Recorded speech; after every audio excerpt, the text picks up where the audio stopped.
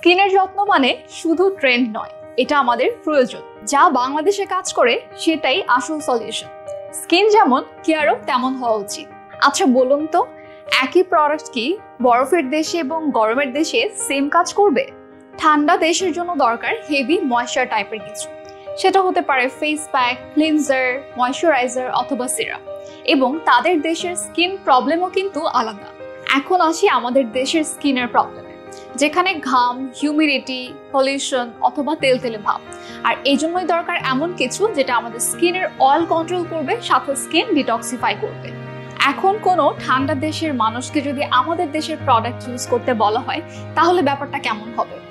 তাদের স্কিন হয়ে যাবে ওভার ড্রাই, কারণ তাদের দরকার হেভি ময়েশ্চার জাতীয় কিছু।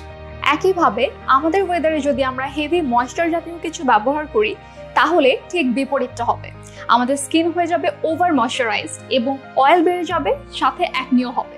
তাই বিডি বিউটি গ্ল্যামারস বাংলাদেশের ওয়েদারের কথা চিন্তা করে সকল প্রোডাক্ট ফর্মুলেশন করে। ট্রেন্ড নয়, স্কিন বুঝে প্রোডাক্ট বেছে নিন।